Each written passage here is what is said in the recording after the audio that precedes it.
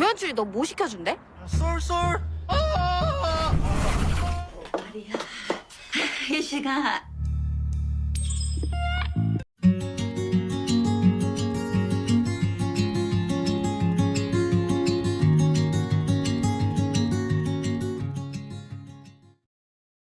Episode 4 diawali dengan reuni Namsun dan Gemju di gedung yang terbakar. Namsun terpental keluar karena semburan api. Gemju berhasil menangkap Namsun tepat waktu dan mendarat dengan selamat. Ketika Namsun akhirnya membuka matanya, mereka saling berpelukan sambil menangis. Duduk di dalam mobil, belum pulih dari kejadian tersebut, mereka mengadakan reuni yang layak. Namsun bercerita tentang kehidupannya dan orang tua angkat yang mengasuhnya di Mongolia. Gemju bersikeras bahwa dia akan membangun gedung untuk mereka. Dia ingin membalas semua orang yang telah membantu Namsun sepanjang hidupnya. Teman tunawisma Namsun, Hyunsu dan Sanseng, sedang mendiskusikan tempat untuk mendapatkan makanan berikutnya. Kemudian mereka mendengar pengumuman yang memanggil mereka untuk menuju gerbang belakang. Kamera sedang menyoroti mobil limusin putih. Ini Gemju. Dia memberi mereka 2 koper berisi uang 200 juta won tunai dan juga memberi akses untuk tinggal di hotelnya. Dan semua itu sebagai imbalan karena mereka telah membantu Namsun. Di rumah, Jonggan memeluk Namsun dengan pelukan dan air mata. 나 닮았어. 아유 세상에 어쩜 Gemju menelepon Hisik dan mengucapkan terima kasih atas usahanya dan mengatakan bahwa dia akan mampir ke tempatnya untuk mengambil barang-barang Namsun. Anggota tim Hisik yang lain sedang melihat masker wajah yang berupa bukti. Pemimpin tim, Ha Dong Seok, akhirnya mencicipi sedikit obat tersebut dan Hisik menyuruhnya untuk segera berkumur. Di rumah, reuni lain terjadi ketika Bonggo tiba.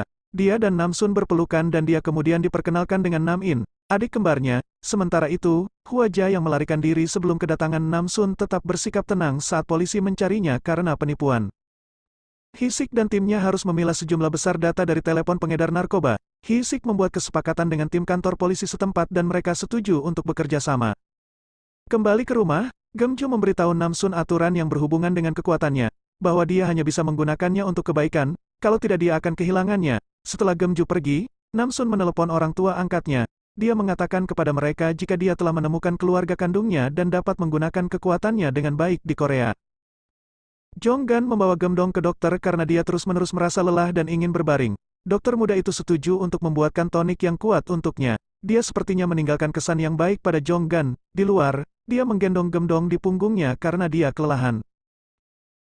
Di tempat kerjanya, Jonggan memutuskan untuk menyembelih seekor sapi utuh untuk merayakan kembalinya Namsun.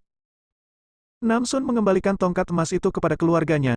Dia mengetahui itu adalah hadiah ulang tahun ketika dia berusia 5 tahun. Mereka kemudian melimpahinya dengan makan malam yang dulunya merupakan makanan favoritnya. Dia tampaknya tidak bisa mengingat banyak sehingga Bonggo mengatakan perempuan dalam keluarga mungkin memiliki kekuatan tapi tidak banyak otak. Gemju tidak senang dengan ucapannya. Kemudian di area latihan golf, Gemju memberitahu karyawannya, Namgil, bahwa dia meminta Opulentia untuk memberikan informasi tentang pemasok obat-obatan utama di Korea. Dia mendapat tanggapan dari organisasi yang memberikan petunjuk tentang narkoba yang disembunyikan di Dugo, perusahaan Ryu Si-oh. Di sisi lain, Ryu Si-oh sudah mulai mengumpulkan investor untuk perusahaannya, dan dia memperkenalkan gagasan mempekerjakan perempuan sebagai pengantar barang. Saat meneliti sejumlah besar data, kantor polisi mendapat telepon tentang penyerangan dan bergegas menuju ke sana. Dong Seok mulai merasakan gejala obat tersebut. Gemju meminta jurnalis untuk menghapus semua artikel online tentang Namsun.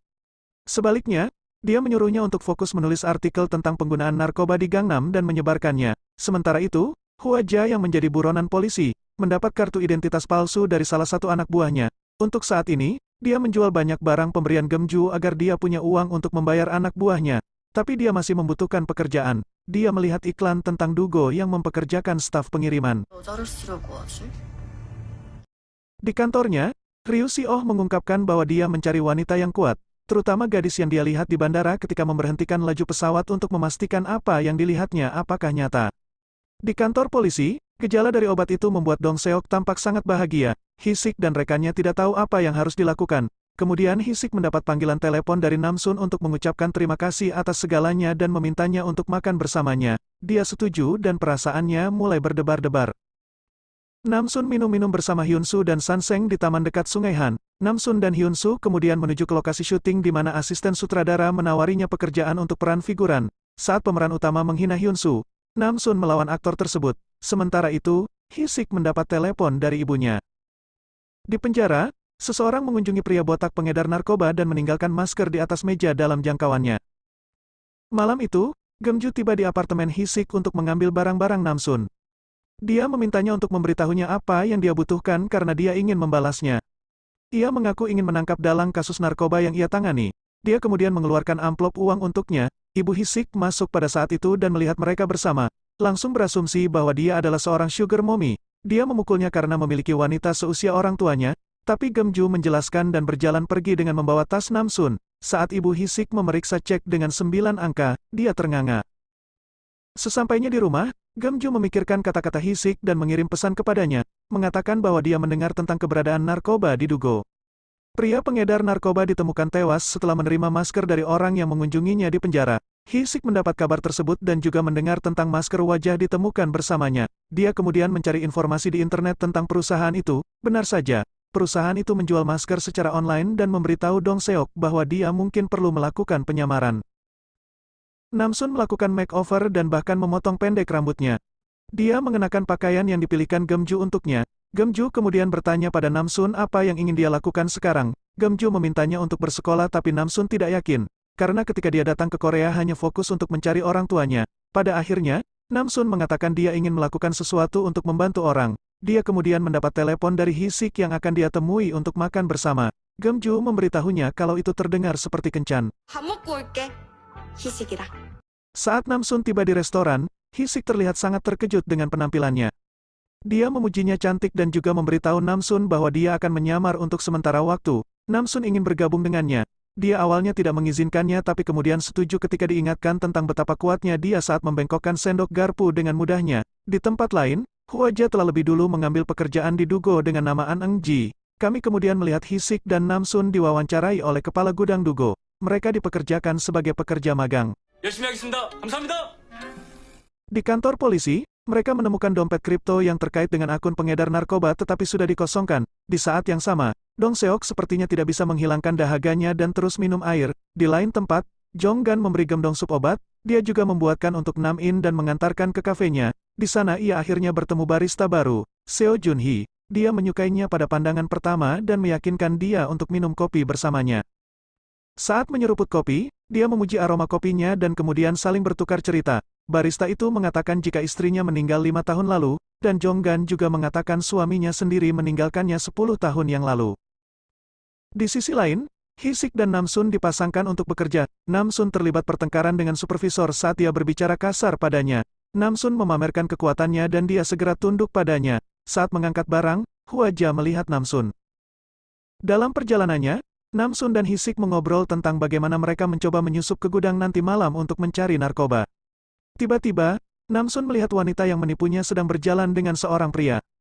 Namsun mengonfrontasinya dan wanita itu menyombongkan betapa cepatnya kasus itu ditutup. Namsun memintanya untuk mengembalikan uangnya dan ketika dia tidak mengembalikannya, dia mengambil tas wanita itu dan melemparkannya ke langit. Tas yang dilemparnya itu sampai ke Mongolia. Kembali ke mobil, Namsun mengklaim jika penipu adalah orang yang paling jahat, dan dia akan mengubah dunia. Hisik masih terkejut dan melihat ke langit. Malam itu, mengenakan pakaian serba hitam, Gemju berangkat dengan sepeda motornya. Di tempat lain, Hisik dan Namsun yang juga berpakaian serba hitam mencoba mematikan kamera CCTV untuk menyusup masuk ke dalam gudang. Episode 4 menjaga laju gadis kuat Namsun terus berjalan. Alur cerita tentang narkoba kini mendapatkan momentumnya. Pemimpin tim Hisik yang menelan beberapa obat-obatan telah meningkatkan risikonya dan perilakunya yang perlahan berubah serta rasa haus yang tak terpuaskan sungguh mengerikan. Terutama karena kita telah melihat 2 korban sebelumnya yang tidak mengkonsumsi makanan dan hanya menenggak air seolah-olah hidup mereka bergantung padanya. Dengan Huaja yang juga bekerja di Dugo, rasanya semua alur cerita dikonsolidasikan ke dalam satu arah. Dibandingkan dengan episode lainnya, episode ini memang terasa agak lambat namun cukup menarik untuk membuat pemirsa terus menonton. Jangan lupa nantikan episode selanjutnya. Buat yang suka, jangan lupa di like, komen, dan subscribe.